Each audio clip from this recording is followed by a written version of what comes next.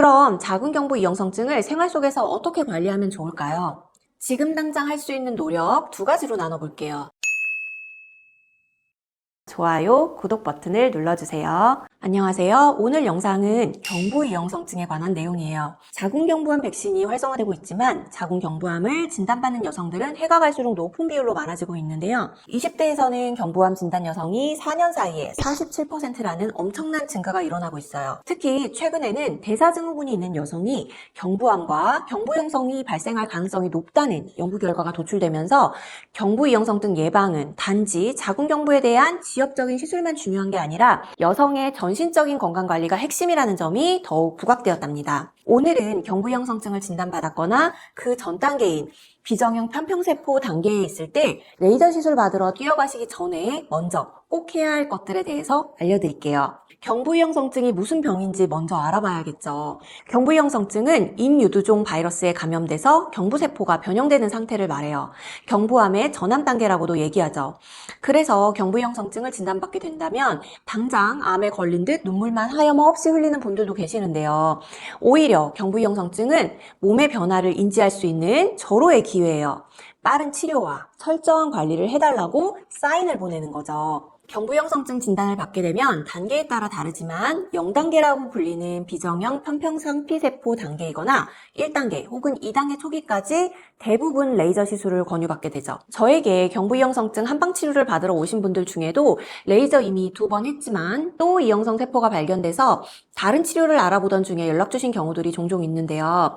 경부 레이저 치료와 이형성증 수술 치료인 원추 절제술은 바이러스가 발생한 부위를 파괴 및 절제해서 치료하는 것으로 확산을 막을 수 있다는 장점이 있어요. 그러나 현실적으로 경부이형성증 자체가 전신의 면역력과 점막 재생력이 약해서 생기는 경우들이 많기 때문에 시술 후에 완벽히 해결되진 않아요. 약해지고 예민한 피부에 레이저 시술을 과하게 하면 더더욱 피부가 얇아지고 예민해지듯 염증으로 이미 과민해진 경부의 점막도 레이저 치료 후에 더 예민해지고 출혈이 빈번하게 발생할 수 있죠. 따라서 염증이 발생한 부분을 도려내는 반복적인 레이저 치료보다는 근본적인 치료가 필요해요. 미혼 여성이나 가임기 여성의 경우 조산 및 유산 위험, 잦은 출혈, 생리주기 영향 등 부작용이 발생할 수 있어요. 또한 원추 절제술 후의 재발률도 최대 30%로 높은 편이에요. 레이저 치료는 재발률 더 많고요. 경부이형성증이 레이저나 원추 절제술만으로 완벽하게 재발과 전이를 막았다고 볼 수 없다는 거 이제 아셨을까요?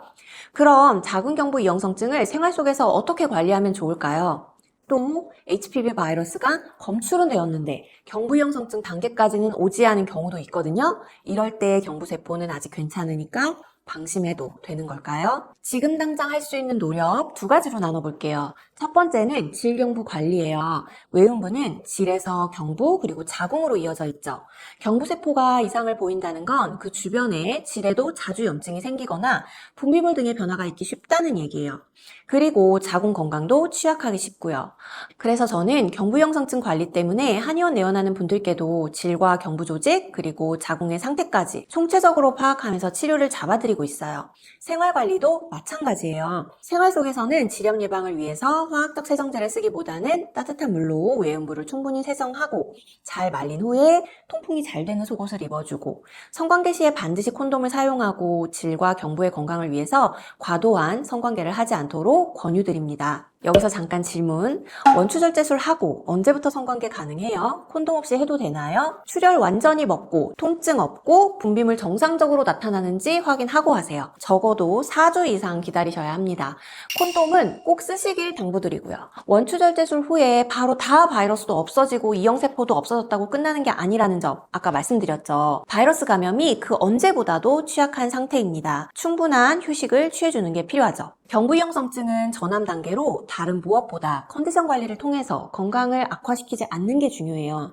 또한 적재적소에 시수술과 후관리를 잘 진행하셔야 회복이 빠르고 암의 공포에서 벗어날 수 있습니다. 두 번째는 전신 건강 관리에 대한 부분이에요. 아까 영상 초반에 대사증후군이 있는 사람일수록 자궁경부암 위험이 높다는 연구 결과가 나왔다고 말씀드렸죠. 위의 연구 결과를 봐도 만성염증과 산화스트레스, 면역력 저하가 경부암, 경부이형성증의 큰 원인이 된다는 걸 알 수 있어요. 이것이 경부이형성증 예방과 치료를 위해서 전신 건강의 케어가 필요한 이유죠. 만성염증 제어 측면에서 먹으면 도움되는 거 말씀드릴게요. 제가 얘기하고 싶은 경부이형성증 관리에 도움되는 두 가지는 유산균과 베타글루칸이에요. 지렴에도 유산균이 중요하다던데 경부이형성증도 그런 건가? 라고 궁금하실 텐데요. 기존의 연구 결과에서 HPV 감염자에게 정상균총인 락토바실러스가 감소하고 스니치아 속과 같은 다른 미생물이 증가하는 걸로 나타났어요. 특히 이런 정상균총이 많이 분포하는 곳은 우리 몸에서 장에서 대장, 그리고 항문, 그리고 근접해 있는 여성의 질이죠. 유산균 섭취가 정말 중요하고 이건 꼭 건강기능식품뿐 아니라 발효식품, 천연 요구르트, 청국장 등등 많이 드시는 거 추천드려요. 제가 예전 영상에서도 음식에서 유산균 섭취 방법에 대해서 말씀드렸던 부분이 있어서 옆에 같이 띄워드릴게요. 그리고 베타글루칸. 이거 요즘 면역력에 좋다고 많이 핫하던데요. 베타글루칸은 다당류의 일종으로 면역 증강작용을 가지고 있고 효모의 세포벽, 버섯류, 공류 등에 존재하고 있다고 해요. 인간 정상세포의 면역 기능을 활성화시켜서 암세포의 증식과 재발을 억제하고 혈당과 혈중 콜레스테롤을 감소시켜서 지질대사를 개선하고 체지방 형성과 축적을 억제하는 성분이라고 하는데요. 인체의 면역력에 기여한다고 생각하면 될 것 같아요. 베타글루칸 그리고 같이 많이 언급되는 알파글루칸, AHCC 등등이 경부이형성증을 치료하거나 예방을 위해서 많이 복용하는 제품들인데요. 사실 논문들을 뒤져봤지만 동물실험이나 임상시험에서도 모델 자체가 매우 적었고 아직까지 경부이형성증 치료에 의미 있는 결과 도출까지는 더 많은 연구가 필요할 것 같아요. 그럼에도 불구하고 제가 오늘 베타글루칸 섭취하시면 경부이형성증 치료나 관리에 도움됩니다 라고 말씀드리는 이유는 베타글루칸이 효모나 버섯류, 곡류 등 우리가 일상생활에서 먹는 영양소가 풍부한 음식에 많기 때문이에요. 기본적으로 베타글루칸은 식이섬유의 함유량이 많은데 아까 유산균 설명할 때처럼 베타글루칸도 장 건강에 영향을 많이 미쳐요. 면역력을 얘기할 때 장 건강을 배제할 수 없답니다. 특히 이 베타글루칸은 위산으로 소화되지 않고 장까지 내려가는데 다음 내용을 보시면 어떤 이유로 제가 경부이형성증 그리고 면역력에 있어서 베타글루칸이 중요하다고 말씀드리는 건지 알 수 있어요. 일반적으로 복합당은 단순당으로 소화 분해돼야 소장에서 흡수할 수 있지만 큰 복합 다당체도 분해되지 않은 채 톡체로 흡수되는 방법이 존재해요. 바로 소장벽의 페이에르판이라는 곳을 통해서예요. 베타글루칸은 이곳에 있는 M세포 표면에서 장 속의 입자를 채취해서 면역세포에게 전달해서 면역작용을 일으킬지 판단하게 되는데요. 흡수 후에 마크로파지에 의해 작게 쪼개져서 전신의 면역세포에 영향을 미치게 됩니다. 우리가 흔히 베타글루칸이라고 말하는 복합당은 1에서 3과 1에서 6결합이 의미가 있는데요.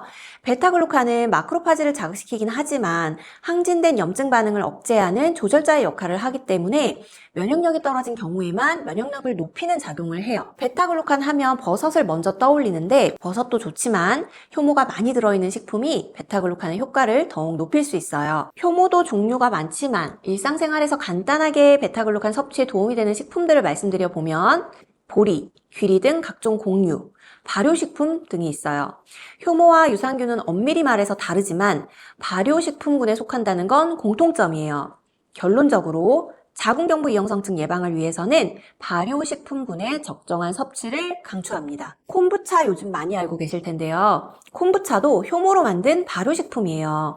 이왕 시원하게 드실 음료를 찾는다면 커피보다는 콤부차를 추천드려요. 그리고 청국장이나 나또, 된장국, 피클, 젓갈 모두 발효식품이죠. 일상생활에서 드실 수 있는 식품군을 잘 찾아서 먹고 그 후에도 좀 더 많은 양의 섭취를 원한다면 건강기능식품 종류로 드셔도 될 것 같아요. 사실 요즘 우리 몸에서 경부이형성증뿐만 아니라 각종 염증을 해결하기 위한 포인트로 발효식품, 유산균 등의 역할이 정말 중요하다는 생각이 들곤 하는데요. 뭔가 엄청난 새로운 약을 찾기보다는 우리 몸이 원래대로 기능을 잘 할 수 있도록 원래 갖고 있던 면역 반응을 그대로 잘 발휘할 수 있도록 밑바탕을 잘 그려주는 게 치료의 지름길이겠죠. 오늘은 그런 역할이 가능한 식품들에 대해서 말씀드렸습니다. 다음 시간에도 여성의 건강에 대한 다른 내용 또 다뤄보도록 할게요. 감사합니다.